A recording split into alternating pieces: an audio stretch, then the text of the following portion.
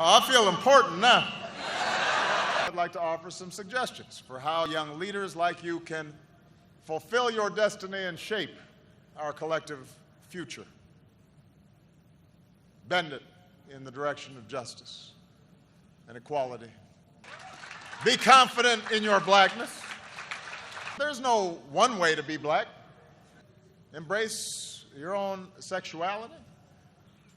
And because you're a black person doing whatever it is that you're doing, that makes it a black thing. Feel confident. Even as we each embrace our own beautiful, unique, and valid versions of our blackness. Remember the tie that does bind us as African Americans, and that is our particular awareness of injustice and unfairness and struggle. That means we cannot sleepwalk through life. We cannot be ignorant of history. We can't meet the world with a sense of entitlement. We can't walk by a homeless man without asking why a society as wealthy as ours allows that state of affairs to occur. We can't just lock up a low-level dealer without asking why this boy, barely out of childhood, felt he had no other options. We have cousins and uncles and brothers and sisters who we remember were just as smart and just as talented as we were, but somehow got ground down by structures that are unfair and unjust. And that means we have to not only question the world as it is and stand up for those African Americans who haven't been so lucky. Because yes, you've worked hard, but you've also been lucky. That's a pet peeve of mine, people who've been successful and don't realize they've been lucky. That God may have blessed them. It wasn't nothing you did. So don't have an attitude.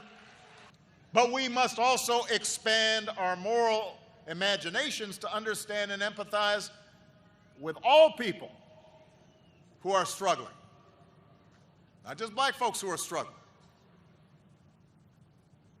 The refugee, the immigrant, the rural poor, the transgender person, and yes, the middle-aged white guy.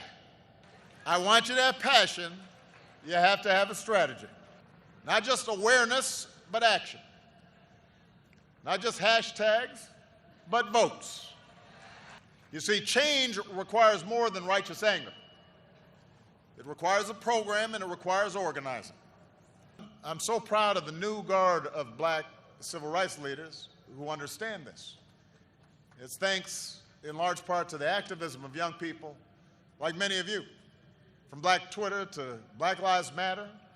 Do you know who appoints the police chief? Mobilize the community, present them with a plan, work with them to bring about change, hold them accountable if they do not deliver. Passion is vital, but you gotta have a strategy. And your plan better include voting. This is the only advanced democracy on earth that goes out of its way to make it difficult for people to vote. And there's a reason for that. There's a legacy to that. It's math. If you have more votes than the other guy, you get to do what you want. When we don't vote, we give away our power. Disenfranchise ourselves. Right when we need to use the power that we have. That's how we change our politics. Early on, I engaged law enforcement. I didn't say to them, oh, you guys are so racist, you know. Yes, we can.